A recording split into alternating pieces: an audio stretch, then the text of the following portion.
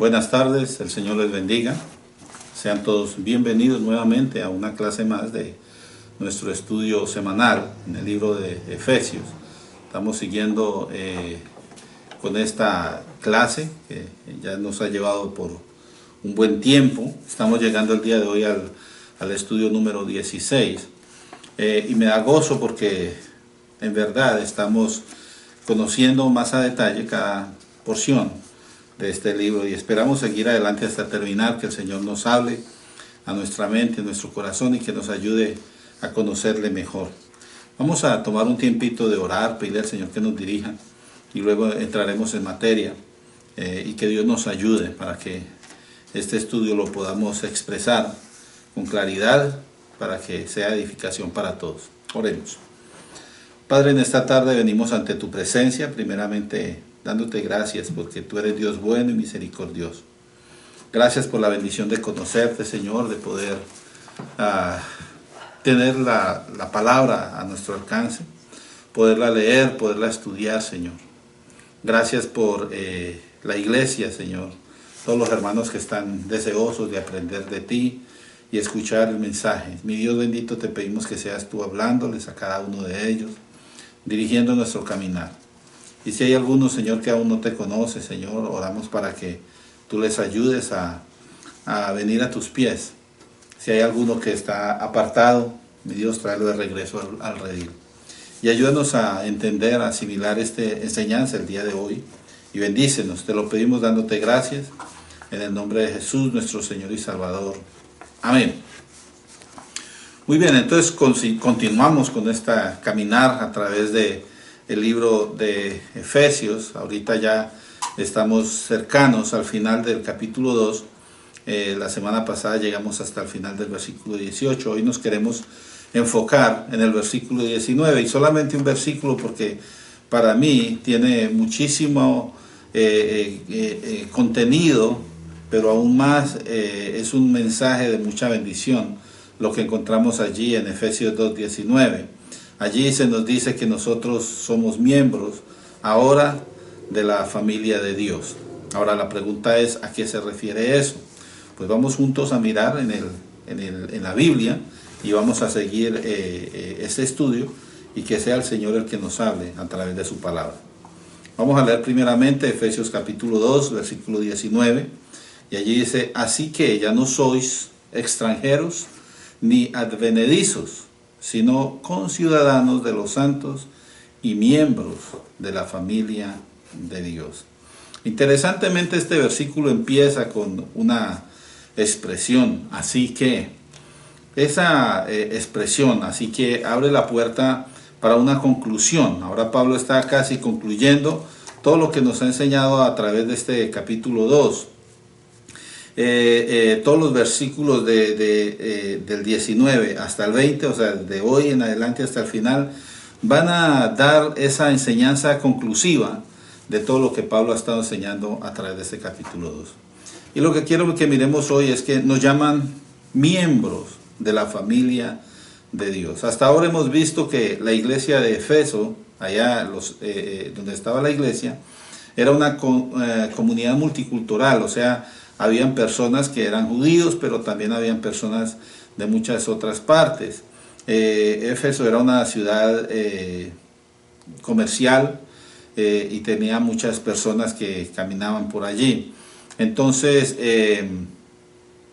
estaba esta cantidad de gente y la iglesia, desde el principio que hemos hablado en el capítulo 2, tenía esas dificultades, ¿verdad?, de aceptarse los unos a los otros, porque pues las tendencias étnicas, o sea, mirar la raza o las culturas de unos a otros, traían esas, digamos, roces. Y a eso fue a lo que el Señor Jesús vino y dice que Él derribó ese muro de enemistades y ya hizo la unión, ¿verdad? Entonces hasta ahorita ya hemos mirado que el Señor ha logrado la unidad en la iglesia, ¿verdad? Mas sin embargo todavía, a pesar de todo lo que han estudiado estos grupos, los judíos y los gentiles que hacen parte de la iglesia, a pesar de todas las enseñanzas que han recibido, todavía se veía una pequeña, digamos, expresión. Más que todos los judíos pensaban que eran superiores en el aspecto religioso, ya que ellos eran descendientes, ¿verdad?, directos de Abraham. Entonces todavía eso era como un obstáculo para ellos, al punto de que ellos trataban de inculcar las tradiciones judías en la iglesia nueva. Hay una situación allí en el libro de Hechos, ¿verdad? Usted lo puede mirar en su casa, donde el mismo Pablo tuvo que ir a Jerusalén y hablaron de esas cosas, porque habían algunos que estaban tratando de hacer que los gentiles se circuncidaran y empezaran a mirar todas estas fiestas y todo eso. Y la verdad, ellos dijeron, eso hace parte nada más de los judíos, y dejaron tranquilos a los gentiles. Entonces, todavía había allí alguna cierta roce acerca de eso, pero el gran propósito que Dios tenía cuando abolió esas enemistades, pagando un precio tan alto, era construir una identidad en las personas que pertenecían a la iglesia, y esta identidad era que ellos pudieran mostrarle al mundo la unidad trinitaria de Dios y no las diferencias raciales y culturales. ¿Por qué hablamos de la unidad trinitaria de Dios? Porque Dios primero nos muestra cómo Él es, cómo es la unidad divina, para que nosotros así seamos como ellos. Vamos a leer un pasaje en Juan, capítulo 17. Allí es donde el Señor Jesús ora por la iglesia, ora por sus discípulos, pero aún más, ora por nosotros. Desde ese tiempo el Señor oró por nosotros. Y yo los invito a ustedes a que lean este capítulo en casa. Está muy bonito, Juan capítulo 17. Pero yo nomás voy a citar un par de versículos de ahí, los versículos 20 hasta el 24, donde está contenido más o menos lo que estamos mirando, de que el pueblo tiene que mostrar la unidad de Dios. Y esto lo vamos a mirar allí. Mira lo que dice allí. Juan capítulo 17, 20 al 24. Mire lo que dice. Dice, mas no ruego solamente por estos. Hablando el Señor Jesús en su tiempo presente, no estaba rogando solamente por los discípulos que tenía allí en ese momento. Dice, sino también por los que han de creer en mí por la palabra de ellos. En ese momento, entonces el Señor Jesús está proyectando la oración, ¿verdad? Por la iglesia, no solamente los que están allí, sino también hasta nosotros, los que van a escuchar por la palabra de ellos. Y mire lo que el Señor pide. Él dice, para que todos sean uno. Y la comparación que Él hace aquí con su relación entre Jesús y el Padre, la Trinidad, ¿verdad?, es lo que nosotros tenemos que demostrar delante del mundo. Mire lo que dice, como tú, oh Padre, en mí y yo en ti, también ellos sean uno en nosotros. ¿Y qué se gana el Señor con eso? O sea, ¿cuál es para el propósito de esa petición? Dice, para que el mundo crea que tú me enviaste. Entonces, cuando hay unidad en la iglesia y se manifiesta, ¿verdad?, de que los hermanos tienen armonía, que hay cariño entre ellos, no hay divisiones ni nada de eso. Entonces, además de estar viviendo de acuerdo a la unidad que hay entre el Señor, Padre, Hijo y Espíritu Santo, también estamos confirmando de que el Señor Jesús vino para hacer la obra que le envía a hacer el Padre. Él vino para salvarnos, ¿verdad?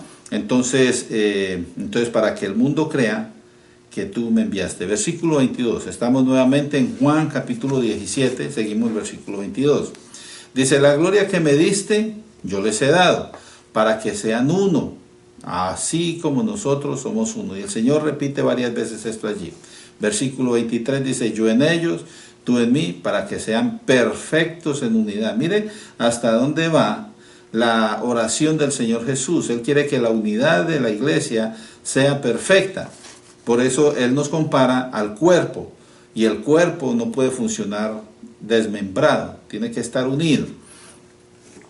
Y una vez más le vuelve a decir, para que el mundo conozca que tú me enviaste. Dos veces, primero dice crea y luego ellos conozcan, o sea, se den cuenta, sea testimonio, sea la confirmación de que el Señor Jesús vino de parte de Dios y que los has amado a ellos como también a mí me has amado.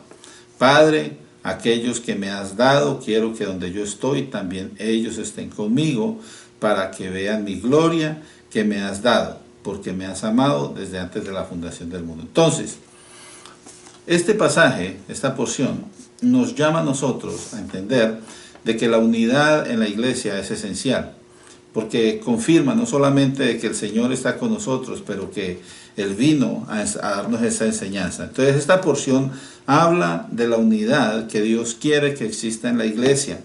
El propósito es claro, dar testimonio al mundo de que la presencia del Señor está en la iglesia. Entonces así el mundo se va a dar cuenta que Cristo está en nosotros.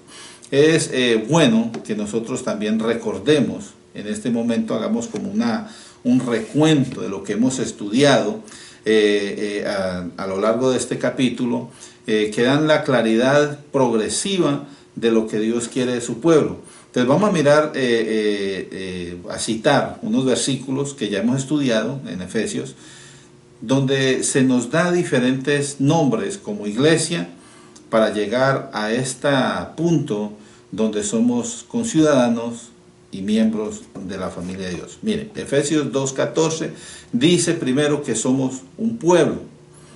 Efesios 2:15 nos llama un solo y nuevo hombre. Efesios 2:16 dice que la iglesia ahora es un cuerpo. Luego en Efesios 2:18 se nos identifica como una hermandad, porque dice que tenemos entrada todos por el mismo Espíritu al Padre, ¿verdad? Y ahora en Efesios 2:19, en el que estamos estudiando ahorita, vamos a aprender que somos también conciudadanos, pero no solamente eso. Venir a ser parte de la iglesia del Señor es venir a ser parte de la familia de Dios. Entonces vamos a mirar este versículo 19 en tres porciones, en tres diferentes secciones, para entender a qué se refiere eso de los extranjeros y advenedizos, ser conciudadanos de los santos y ser miembros de la familia de Dios. Entonces la primera parte es resaltando o mirando lo que éramos antes. Nuestra posición anterior, éramos extranjeros y éramos advenedizos, lo que está puesto en la primera parte del versículo. Una cosa interesante es que la palabra extranjeros viene del griego xenoi, X-E-N-O-I. Esa palabra hace referencia, o se refiere más bien, a las personas que pertenecen a otra nación, lo cual es lógicamente contrario a los que son ciudadanos. Ahora, esto es lógico hoy en día, pero en ese momento aparentemente lo que se refiere es que son personas que son residentes permanentes allí en el lugar donde están, sería en Éfeso, ¿verdad? Entonces los que están allí residentes, que no nacieron allí, son extranjeros y pueden estar allí, pero no son ciudadanos, entonces no tienen los derechos de ser ciudadanos. Ahora la palabra advenedizo, esta viene del griego paroikoi. Esta palabra significa esencialmente un inmigrante, o sea, alguien que puede vivir en la ciudad pero sin derecho a la ciudadanía. ¿Cómo identificamos a estas personas en nuestro lenguaje actual? En este lenguaje actual nosotros podemos decir entonces que el advenedizo es la persona que es ilegal, o sea, eso agravaba, hacía más grave su situación actual de ser extranjero, porque además de que era extranjero no tenía permiso o autorización para estar allí. Entonces, de la misma manera que hoy en día, la persona que está aquí en este país, que tenga documentos, sigue siendo extranjera, pero aún más el que no tiene documentos lo miran más mal, porque dicen es ilegal, ¿verdad? Y se olvidan que casi todos llegamos aquí de esa manera, pero es triste, es una situación triste, pero como estas palabras aparecen en este pasaje, yo quise tratar de aclararlo, ¿verdad? Para que nos identifiquemos con esa situación que estaba pasando en ese momento. Entonces, de alguna manera, nosotros estamos viviendo actualmente aquí en este país una situación similar, vamos a decir, a lo que se vivía allá en Éfeso. Eso le sucedió también a los israelitas. Los israelitas estuvieron como extranjeros en otro lugar. O sea que ellos vivieron eso y ellos lo entendían y ellos ahora podían mirar, ¿verdad? A otras personas, digamos, desde donde los veían a ellos. Vamos a mirar otro pasaje, el libro de los Hechos. Hechos capítulo 7, versículos 3 al 6. Hechos 7, 3 al 6. Dice allí, y le dijo, sal de tu tierra y de tu parentela. Esto es cuando se está hablando acerca, creo que es Felipe el que está dando un recuento de todo lo que sucedió con el pueblo judío. Y en el llamamiento a Abraham, el Señor le dijo que saliera de su tierra y de su parentela, y dice, y ven a la tierra que yo mostraré. Versículo 4, Hechos 7, 4. Entonces salió de la tierra de los caldeos y habitó en Aram. Y de allí, muerto su padre, Dios le trasladó a esta tierra, hablando de la tierra donde está Israel, ¿verdad? En la cual vosotros habitáis ahora. Entonces, ahí, en el recuento que está haciendo Felipe, creo que es, delante del concilio, está diciendo que Abraham era extranjero. En ese momento era ilegal, pero fue Dios el que lo trajo y le dio esa tierra. Versículo 5 dice, y no le dio herencia en ella, y esto a Abraham, o sea, Abraham no tenía derecho en la tierra. Dice, no le dio herencia en ella, ni aún para sentar un pie. Pero, dice allí, le prometió a Abraham que se la daría en posesión a su descendencia después de él. ¿Se da cuenta? Esto es bien interesante. Que uno dice, bueno, pues es que Abraham vino y esta tierra es de ellos porque Dios se la dio a Abraham. Bueno, lo que dice allí es que Dios lo trajo allí, a la tierra que yo le mostraré, y dice que allí le prometió que se le iba a dar a su descendencia, ¿verdad? Después de él. Y entonces, esto se lo dijo el Señor cuando Abraham todavía no tenía hijo. Versículo 6, y le dijo Dios así. Dios le dio una profecía en este versículo 6. Estamos en el libro de los Hechos 7, 6. Que su descendencia, o sea, la descendencia de Abraham, sería extranjera en tierra ajena y que los reducirían a servidumbre y los maltratarían, dice allí, por 400 años. Ahora, él está hablando aquí acerca de la estadía en Egipto. ¿Ok? Entonces, cuando el Señor le habla a Abraham esto, le dice, esa descendencia, la que va a heredar esta tierra, ellos se van a ir de acá y van a vivir extranjeros y van en tierra ajena, o sea, no es tierra de ellas. Y acuérdense, estamos tocando este tema, este pasaje, por lo que dice allí que son extranjeros y advenedizos, hablando de los que ahorita vienen a ser parte de la iglesia. Entonces, hay otro que también vivió una situación parecida. ¿Se acuerdan ustedes que Moisés, cuando estaba allí en Egipto, él mató a un egipcio? Entonces, cuando fue él a llamarle la atención a uno de los judíos, que por qué peleaban entre ellos, que eran hermanos, entonces uno de ellos le dijo, ¿qué? ¿Nos vas a matar así como mataste al judío, al egipcio? Entonces Moisés, cuando escuchó eso, se asustó, porque se dio cuenta de que se había descubierto ese problema. Y lo que dice la Biblia es que Moisés huyó y vivió, dice allí la Biblia, como extranjero en tierra de Madián. Y allí, viviendo como extranjero en tierra de Madián, dice que engendró 2 hijos. Para nosotros esto es fácil de entender, porque lo que sintió esa gente, lo que vivieron los hermanos de la iglesia primitiva, nosotros lo hemos sufrido de alguna manera, porque como dije anteriormente, cuando vinimos acá, a muchos nos tocó llegar ilegalmente y quedarnos por allí, por decirlo así, como advenedizos, escondidos, aquí y allá, tratando de trabajar para mantener la casa, y esperando de que de pronto se arreglara una ley o lo que fuera, para uno poder llegar a lograr estar en una mejor situación en relación con el gobierno. Entonces, para llegar a ser ciudadano, por ejemplo, es un camino largo. Y a eso es a lo que está tratando de hacer referencia aquí el apóstol, cuando dice, ustedes ya no son extranjeros, ni son advenedizos, ahora son conciudadanos.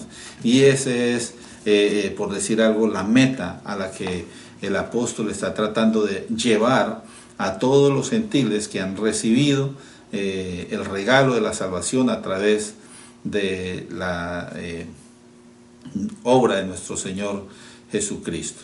Ahora, una cosa interesante es que un advenedizo en aquel entonces no solo estaba fuera de su tierra, sino que además era un extraño en la casa que habitaba, o sea, donde le daban alojamiento.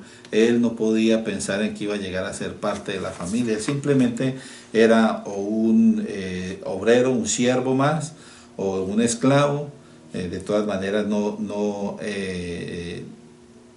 podía pensar que él iba a llegar a ser miembro de la familia. Entonces, ¿qué podemos concluir nosotros de esta primera posición, la posición anterior, donde éramos extranjeros y advenedizos, que ya gracias a Dios, por la gracia de Dios y por la obra de Cristo en la cruz, nosotros ya hemos logrado algo diferente? Entonces, ¿qué hemos logrado? Primero, el extranjero, que dijimos viene del griego xenoi, recibe, como dijéramos nosotros, una amnistía, ¿verdad? Un derecho especial para volverse ciudadano. Entonces allí el que era extranjero, que tenía su estatus más o menos allí, pudo subir un escalafón más y llegar a ser ciudadano. Pero el advenedizo, el pariokoi, como dice en el griego, además de pasar a su nivel legal, no solamente pasó a ser ciudadano, sino que llegó a ser miembro de la familia. Entonces, desde la posición, vamos a decir, muy legal, llegamos todos a ser parte de la familia de Dios. Eso lo vamos a ver un poquito más adelante, pero lo que empieza allí diciendo el versículo es que éramos, ¿verdad?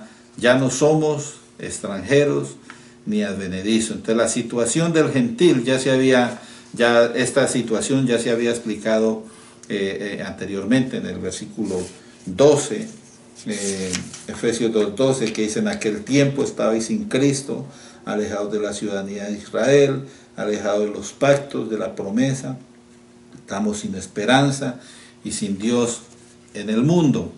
Entonces ahora, al volverse sobre el tema, el apóstol entonces le agrega que a esas bendiciones de la reconciliación ya se le añadió la integración a la familia de Dios. Queremos entrar a la familia de Dios, y además que es como una morada permanente. O sea, esto no es una situación de que usted es hijo hoy y ya mañana no lo es. No, usted viene a ser hijo de Dios a través de la fe en nuestro Señor Jesucristo, y esto es una cuestión permanente. Entonces, ahora los gentiles ya tenían la ciudadanía, ya por ser ciudadanos entonces también tenían entradas las promesas, ahora contaban con la esperanza, y lo más importante, ahora sí tenían a Dios como Padre, que es lo que decía en ese versículo 12, que estamos sin Dios en el mundo. Ahora tenemos no solamente a Dios, pero también Él es nuestro Padre. Amén. Entonces, nuestra posición anterior. La segunda parte de este versículo 19 nos habla acerca de una ciudadanía santa. Es donde dice que somos conciudadanos de los santos. En un sentido, ser conciudadano y miembro de la familia de Dios es la culminación de todo lo que el apóstol ha venido enseñando a lo largo del capítulo. Eso yo ya se los había dicho, pero esta palabra conciudadano se refiere más que todo a los gentiles, porque ya los judíos son ciudadanos, ¿verdad? Ellos fueron el pueblo escogido de Dios, pero ahorita los gentiles, a entrar a las promesas, a entrar a la esperanza, a entrar en todo esto, ya es una cuestión que es directamente a los gentiles. En este caso en particular, pues los de Efesio, porque estamos en la iglesia de Éfeso, ¿verdad? pero eso en extensión se refiere a todos los que han creído en nuestro Señor Jesucristo, que han llegado o han venido a formar un pueblo junto con los judíos. Lo que se hace más claro cuando se usa esa palabra miembros. Entonces ya ahorita somos miembros, hacemos parte de ese cuerpo, de ese pueblo escogido, ¿verdad? Que ese se refiere a ambos que están unidos con Dios en una familia. Hay un pasaje en Efesios también, ya lo estudiamos, en el versículo 13, Efesios 2:13 dice: pero ahora en Cristo. Acuérdense que leímos, lo voy a leer los dos. Efesios 2:12 dice: en aquel tiempo estabais sin Cristo, alejados de la ciudadanía de Israel, ajenos a los pactos de la promesa, sin esperanza y sin Dios en el mundo. Ahora el versículo 13 dice: pero ahora en Cristo Jesús, o sea, ya después de que hemos recibido al Señor, vosotros que en otro tiempo estabais lejos, habéis sido hechos cercanos por la sangre de Cristo. Entonces, ser conciudadano es haber aprendido a buscar el bien común, tanto en el valor de los vínculos, o sea, las uniones, la comunión que tenemos, no solamente eso, pero también el beneficio de la ética. Vamos a leer unos versículos que nos van a de pronto a ayudar a nosotros a entender esto, a qué me estoy refiriendo, porque en cierto modo como que se confunde, ¿verdad? Esto de ser conciudadano. Entonces, en el libro de 2 de Corintios, capítulo 4 y versículo 5, habla el apóstol, el escritor, que nosotros no nos predicamos a nosotros mismos, sino que se predica a Jesús, pero a Jesucristo como Señor, y nosotros como vuestros siervos por amor a Jesús. Ahora, ¿qué está diciendo allí el escritor de Corintios? Está diciendo que ahora ellos están predicando que son siervos del Señor Jesús, pero también son siervos de la iglesia, porque tienen que seguir mostrando ese amor de Cristo a los hermanos en la iglesia. Entonces, buscar el bien común o tener el valor de los vínculos de la unión es reconocer de que todos nos necesitamos unos a otros. Por eso, acuérdese usted de este pasaje donde se habla del cuerpo. Lo vamos a leer un poquito más adelante, donde se sabe que el ojo no puede salirse del cuerpo. El cuerpo necesita del ojo. No puede decir el ojo porque no soy oído, entonces ya no soy del cuerpo. No, todos pertenecemos al cuerpo y todos tenemos una función en el cuerpo. Entonces, ahora, ser conciudadanos quiere decir que todos debemos trabajar juntos para que todo el país, vamos a decir, o el pueblo funcione bien. Todos estamos comprometidos. La palabra conciudadanos nos hace parte de un solo grupo, nos llama a ser uno solo en Cristo. Vamos a leer otros versículos a ver si se aclara un poquito más. Romanos capítulo 13 y versículo 8. Esto habla acerca de la ética que debe haber entre nosotros.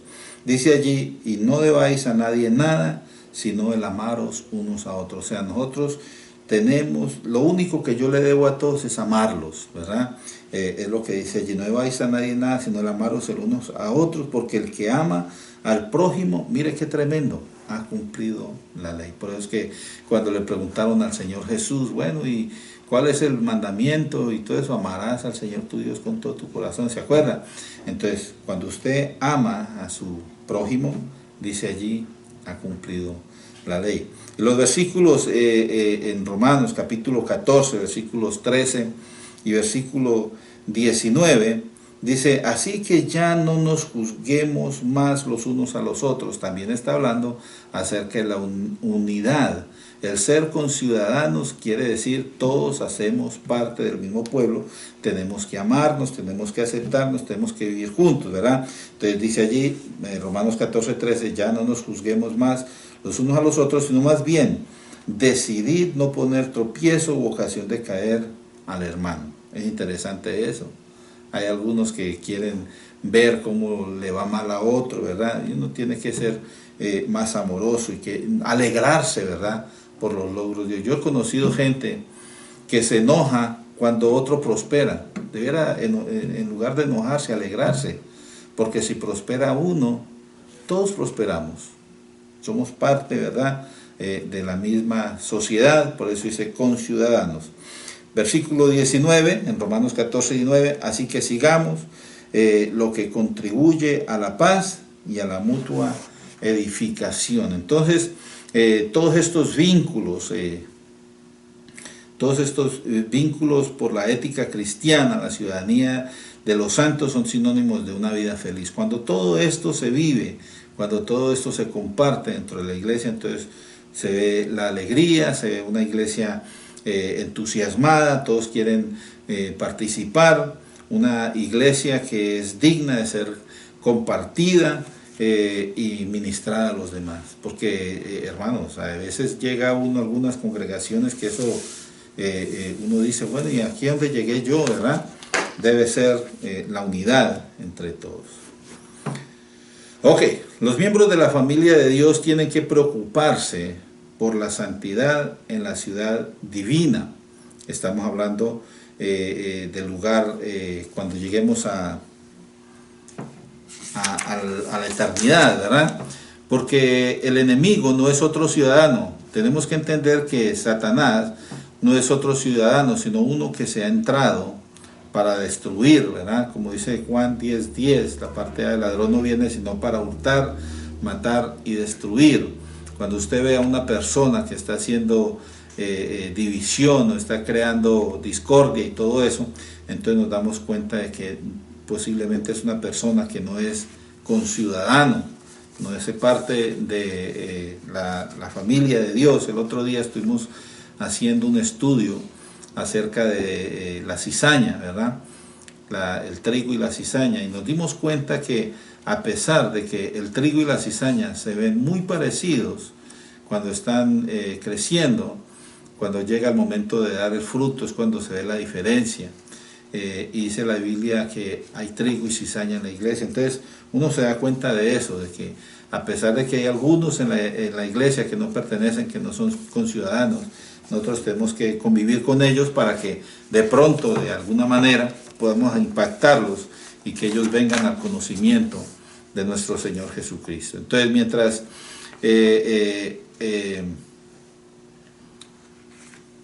tanto el cuerpo como el pensamiento y las acciones de los ciudadanos que son miembros de la familia de Dios, entonces tienen que ser santos y exhibir características de nuestra separación del mundo.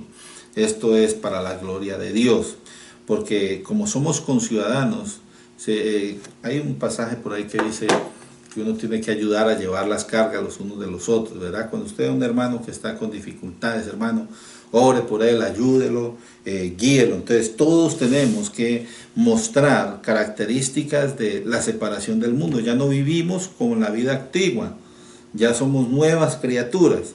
Dice Romanos 12:1, voy a buscar aquí, Romanos capítulo 12 y versículo 1, así que hermanos, os ruego por la misericordia de Dios que presentéis vuestros cuerpos en sacrificio vivo, santo y agradable a Dios, que es vuestro culto racional. Entonces nuestro cuerpo, como ciudadanos, nosotros tenemos que cuidar nuestro cuerpo, porque va a ser ofrecido a Dios. Acuérdese que el cuerpo, y es lo que vamos a estudiar en la próxima vez, nosotros somos templo del Espíritu Santo, y el templo del Espíritu Santo es precisamente el cuerpo. Entonces por eso uno tiene que presentarlo como sacrificio vivo, santo y agradable a Dios. Ese es nuestro culto racional, tenemos que entregarle todo al Señor. Versículo 1 de Timoteo capítulo 2, 8 al 10 dice, quiero pues que los hombres oren en todo lugar, levantando manos santas, sin ira y sin contienda, y asimismo que las mujeres se atavíen de ropa decorosa, con pudor y modestia, no con peinado ostentoso, ni oro, ni perlas, ni vestidos costosos, sino con buenas obras, como corresponde a las mujeres que profesan piedad. Ahora, yo quiero hacer un pequeño paréntesis aquí. no quiere decir que el oro y los adornos que usen las hermanas sea una cuestión mala. Lo malo es cuando quieren con esos adornos llamar la atención de una forma indebida hacia los hermanos. O sea, cuando usted quiere causar una impresión incorrecta, entonces no debe ser así. Por eso dice ahí al final de ese versículo, que en lugar de adornarse con eso, tiene que, 1 Timoteo 2:10 dice, sino con buenas obras, como corresponde a las mujeres, y dice allí que profesan piedad.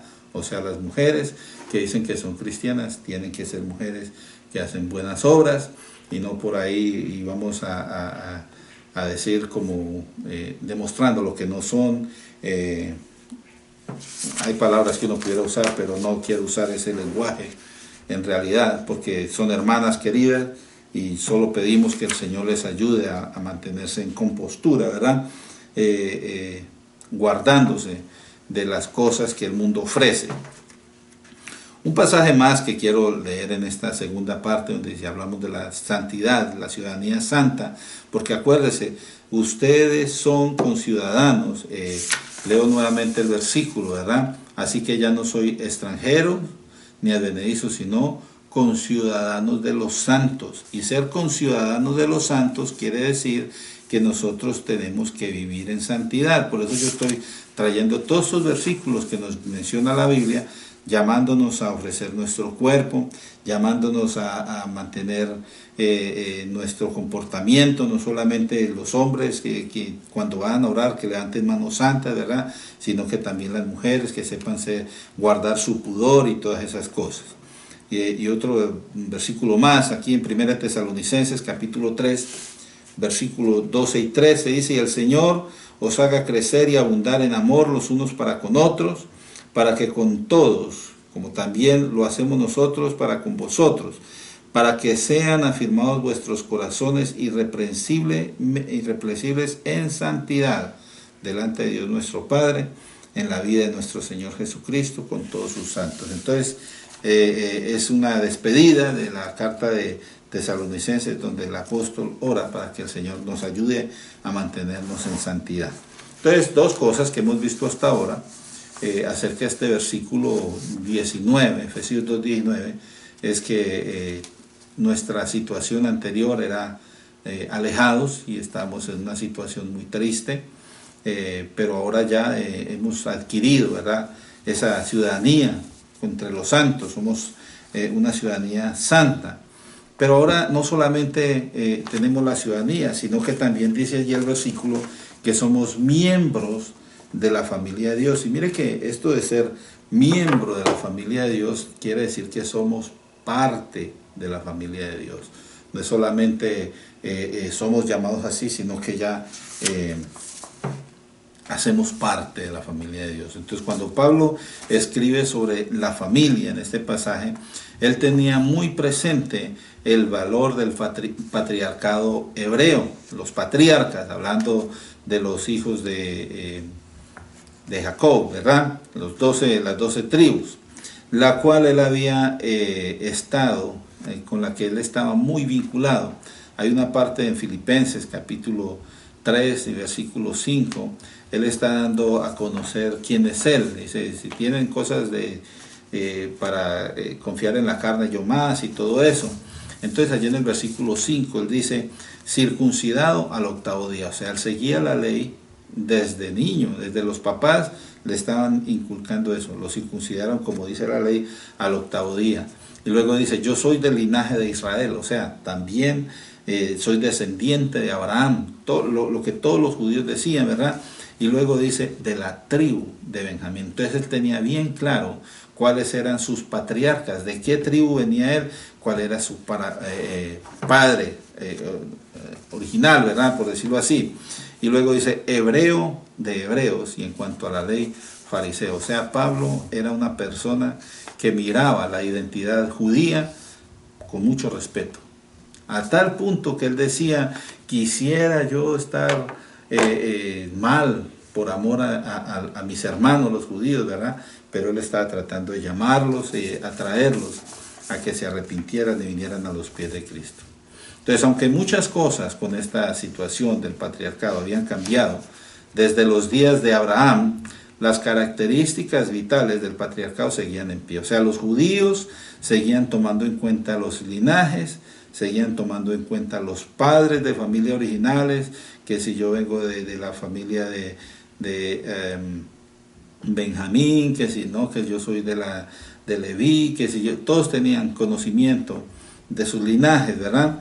Entonces, Pablo tenía deseos de enseñar esta lección a los que no lo conocían. Los judíos tenían claro esto porque ellos hacían parte pues de la familia judía. Pero como él está enseñando aquí a la iglesia de Éfeso, él tenía deseos de enseñarle esa lección sobre la familia, la pertenencia, como ellos lo veían, porque ellos se defendían como pueblo, como familias. El patriarca les enseñaba a ellos que tenían que ser uno, ¿verdad? Y él quería que los efesios, o los gentiles, vamos a decirlo así, entendieran bien eso. Muchos de estos efesios ignoraban esto, o no lo tenían bien claro, porque ellos pues habían nacido en el paganismo. Y hablo de algunos que eran también, a pesar de que eran efesios, eran judíos, porque después de la división, después de David, el pueblo se dividió en dos partes. Se habla del reino del norte y el reino del sur, y el reino del norte es donde están los que eran considerados como gentiles, porque se mezclaron y todo eso. El término familia, la palabra familia, viene del griego, y esto es bien interesante, patria, ¿verdad? Y esa palabra no era simplemente un sinónimo de lo que es familia para nosotros, como lo entendemos nosotros hoy, que para nosotros familia es los que son relacionados consanguíneos, ¿verdad? Pero era más bien un sinónimo de una unidad social. Para ellos el término familia era mucho más grande, iba mucho más allá de que, oh, sí, es mi pariente y lo que sea. Para ellos eso era una cuestión muy grande. Era una unidad social, tenían ellos un patrimonio común en cuanto a lo espiritual y en cuanto a lo que experimentaban ellos. O sea, en las familias, cada familia, ellos tenían su fe, la pasaban como herencia, ¿verdad? Entonces, el patrimonio es las costumbres y las creencias y las vivencias que ellos se transmitían de generación en generación. Iban enseñándole a cada hijo, mira, esto lo aprendí de mi papá, y así lo van enseñando de generación en generación. Para ellos eso era algo muy importante, mantener informado a cada uno de los miembros de la familia acerca de sus raíces y de dónde venían y todo eso. Aunque cada patriarca recibió una porción de la tierra prometida, esta tierra, ¿verdad?, la heredaban sus descendientes, y esto era según la ley. Entonces ellos, además de haber recibido lo que era espiritual, lo que era las culturas o las costumbres de ellos, también lo que es patrimonio es, digamos, lo que es dinero, propiedades, todo eso. Y en este caso, pues, los hijos heredaban estas tierras. Entonces, les doy la definición de patrimonio: son bienes adquiridos por una persona, una familia, que son heredables, o sea, se pueden dar de generación en generación, ellos lo van teniendo, dándoselo a sus hijos y así. Y una cosa bien interesante acerca de esta heredad del pueblo judío es que ellos no podían deshacerse de esas tierras. Lo que Dios le había dado a cada tribu le pertenecía a esa tribu, y eso es bien interesante. Hay una palabra, pater familia. El pater familia es lo que nosotros conocemos hoy en día como el cabeza de hogar.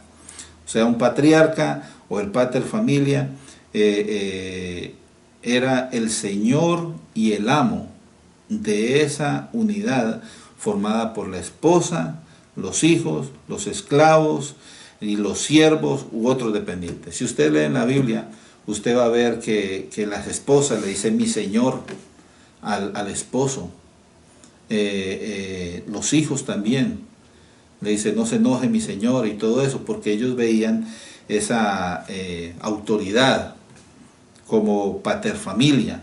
Y una cosa interesante es que el primogénito heredaba todo eso, incluida esa autoridad.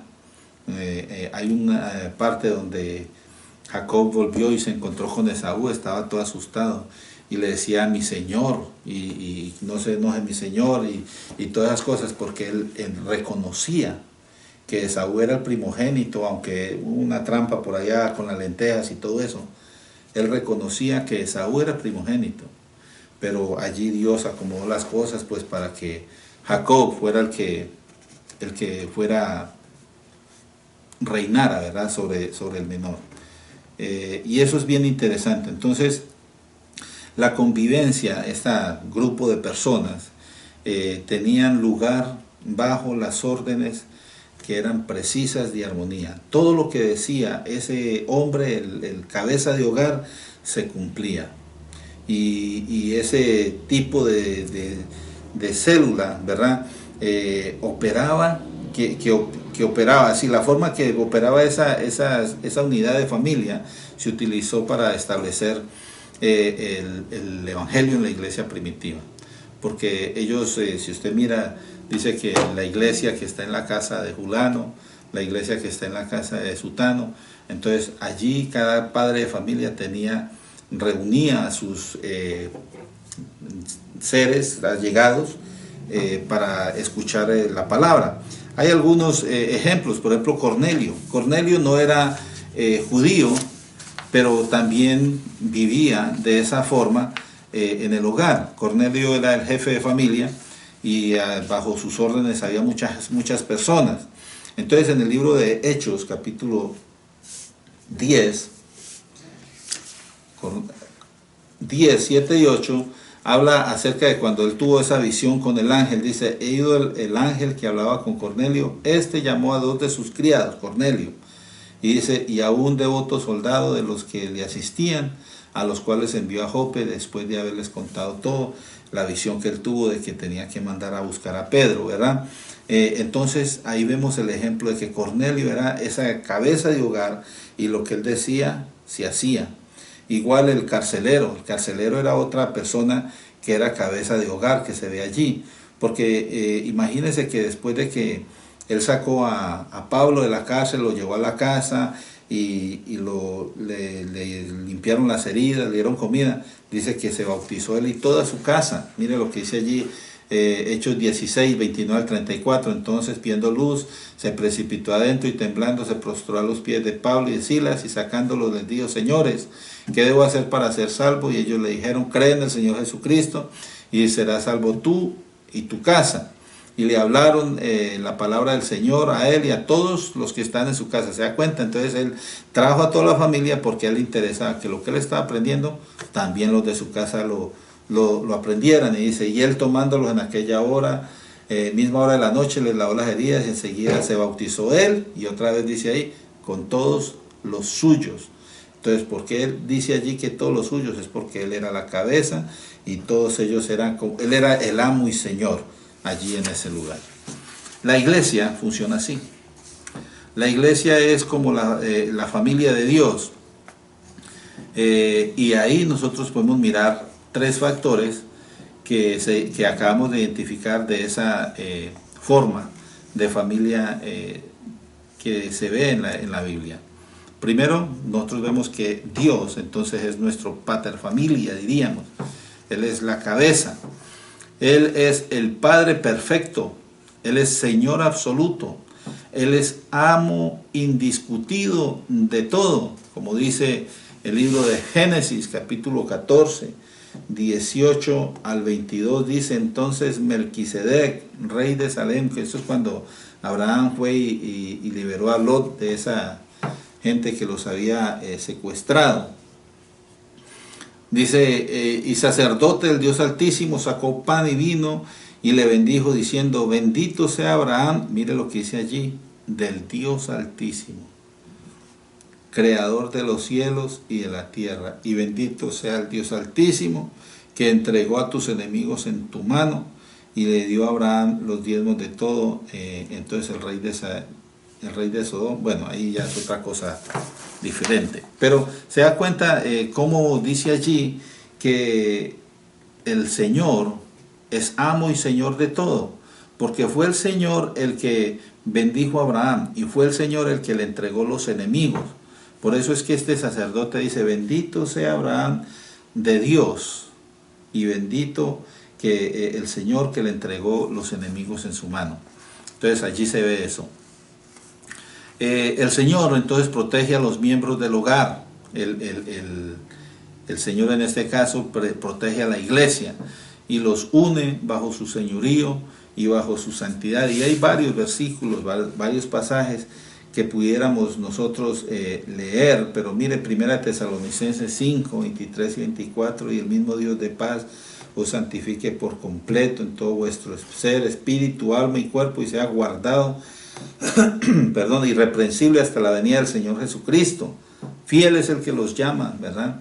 El cual también lo hará. Entonces, la armonía tiene que estar dentro del hogar. Ahora, si hay alguna clase de discordia dentro del hogar o dentro de la iglesia, vamos a decir, esa falta de armonía va a ser como un enfrentamiento directo a las normas que ha establecido el Señor, el amo, ¿verdad? Porque eso sería reflejar que las personas que están implicadas en esa discordia se están sujetando a otros principios diferentes que no pertenecen a la casa, o sea, a las leyes que el Señor ha dado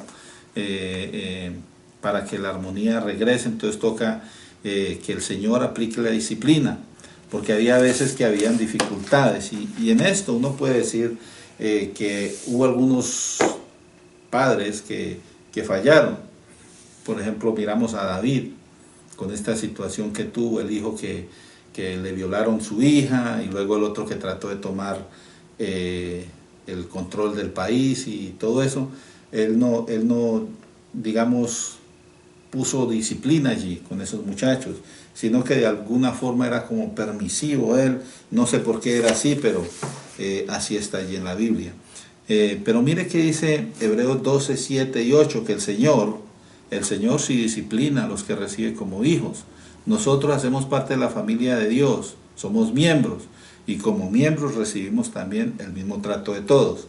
Dice Hebreos 12, 7 y 8, si soportáis la disciplina, Dios os trata como hijos, porque ¿qué hijo es aquel a quien el Padre no disciplina? Pero si se os deja sin disciplina, de la cual todos han sido partícipes, entonces sois bastardos y no hijos. Entonces nosotros somos hijos porque el Señor nos disciplina. Entonces, primera cosa que vemos en la familia, en la iglesia, es que Dios es el amo, es el Señor.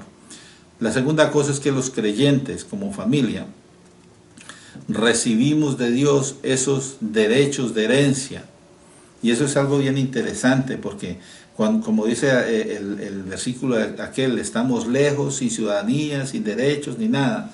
Ahora, cuando hemos venido a ser parte de la familia de Dios, dice que nosotros venimos a recibir esa herencia. Romanos 8, 15 al 17 dice, no habéis recibido el espíritu de esclavitud para estar otra vez en temor, sino que habéis recibido, dice allí, el espíritu de adopción.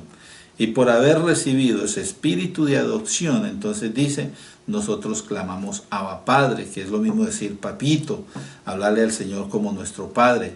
El Espíritu mismo, mire, el Espíritu Santo da testimonio a nuestro espíritu de que nosotros somos hijos de Dios. Entonces, cuando usted viene a los pies de Cristo, el mismo Espíritu de Dios lo convence a usted de que es hijo de Dios. Y si usted es hijo, dice allí, dice también es heredero. Heredero de Dios y coherederos con Cristo, si es que padecemos juntamente con Él, para que juntamente con Él seamos glorificados. Entonces, vemos allí que la familia, los creyentes son la familia. En Cristo los creyentes hemos recibido de Dios los derechos a su herencia, a ser hijos. Esta herencia, según las Escrituras, nos corresponde por hacer parte de la congregación, póngale cuidado a esto, de los primogénitos que están inscritos en los cielos. Y esto es algo bien interesante. Usted sabía que usted hace parte de unos primogénitos que están inscritos en el cielo. Hebreos 12, 22 al 26. Dice, antes bien los miembros del cuerpo que parecen más débiles son los que... a ver si es esto lo que yo quería leer. Sí. Y aquellos del cuerpo que nos parecen menos dignos, a estos vestimos más dignamente, y los que nosotros son menos decorosos se tratan con más decoros, porque los que nosotros son decorosos tienen más necesidad, pero Dios ordenó el cuerpo dando más abundante honor al que le faltaba, para que no haya desaveniencia en el cuerpo, sino que los miembros se preocupen los unos por los otros, de manera que si un miembro padece, todos los miembros se duelen con él, y si un miembro recibe honra, todos los miembros con él se gozan. Bueno, esto hace parte de la unión, ¿verdad? Somos miembros del cuerpo de Cristo, todos en particular. Y yo estoy tratando, disculpe que estoy buscando aquí, donde habla acerca de que somos primogénitos. Aquí está. Es Hebreos, yo estaba leyendo en Corintios, Hebreos capítulo 12, 22 al 24, dice, sino que os habéis acercado al monte de Sión, a la ciudad del Dios vivo, Jerusalén la celestial, a la compañía de muchos millares de ángeles, a la congregación, mire lo que dice aquí, a la congregación de los primogénitos que están inscritos en los cielos, a Dios el juez de todos, a los espíritus de los justos hechos perfectos, a Jesús el mediador del nuevo pacto, y a la sangre rociada que habla mejor que la sangre de Abel. ¿Se da cuenta de eso, hermano? Entonces nosotros somos la familia que Cristo ha comprado con su sangre. Y como familia tenemos también una misión. Tenemos que estar dando testimonio de quiénes somos en Cristo. Y solamente voy a leer un pasaje. Yo pienso que me he extendido bastante en esta ocasión. Y quiero solamente leerles un versículo donde se nos dice, bueno, el apóstol escribió a Tito, pero todos tenemos que presentarnos delante de los demás como dignos hijos de Dios. En todo tenemos que ser ejemplo. Dice Tito 2, 7 y 8, presentándote tú en todo como ejemplo de buenas obras, en la enseñanza mostrando integridad y seriedad, la palabra sana e irreprochable, de modo que el adversario se avergüence y no tenga nada malo que decir de vosotros. Entonces, como familia de Dios, es nuestra obligación dar un buen testimonio, ser ejemplo de todos, para que ese comportamiento de la iglesia impacte a los demás que están alrededor nuestro, y que los anime a buscar más de Dios, al punto de que ellos quieran rendirse a los pies de Cristo y recibir la salvación para poder llegar a ser parte de la familia de Dios. Yo espero que haya sido clara esta enseñanza. Es un poquito larga, pero en resumido, cuando dice el apóstol allí, en ese versículo 19, ya no somos extranjeros ni advenedizos, ya no tenemos el problema de la identidad, somos conciudadanos de los santos, hacemos parte del pueblo santo escogido de Dios, y eso no es todo. Además de todo, el Señor también nos dio la autoridad o el regalo de ser parte de la familia de Dios. Yo pienso que esto es algo de grande gozo, ¿verdad? De celebrar, darle gloria y honra al Señor por esto. Entonces vamos a orar, démosle gracias a Dios por esta palabra. Nuevamente, hermanos, hermanas y amigos, si hay alguna pregunta de todo lo que estamos hablando, si hay algo que usted no entendió bien, mándenme un texto allí debajo del video, un comentario, y de esa forma yo puedo tratar de aclararlo. Si usted quiere que le mande un email, mándeme su dirección, y de esa forma yo puedo mandarle la información para que usted tenga claro, ¿verdad?, lo que estamos tratando de enseñar. Vamos a orar y pidámosle al Señor que nos dirija en todo. Padre, en esta tarde te damos gracias, Señor, por permitirnos estudiar tu palabra. Tu palabra es vida, Señor, tu palabra es verdad, y a través de ella, Señor, tú nos edificas y nos muestras qué es lo que tú esperas de nosotros como esa familia especial, Señor, que has elegido para ti, Señor. Ayúdanos a vivir para la gloria tuya, mostrando, Señor, lo que tú nos has dado, lo que tenemos de ti. Permítenos ser luz y sal, Señor. Te damos gracias, bendito Dios. Oramos por aquellos que están mirando este video en este momento, Señor. Mira sus necesidades, mira sus problemas, dificultades, Señor. Y las peticiones que ellos tengan delante de ti, Señor. Tráeles respuesta. Bendice, Señor, a tu pueblo. Te damos gracias en el nombre de Jesucristo, nuestro Señor y nuestro Salvador. Que la paz de Dios esté con todos ustedes. Dios les bendiga.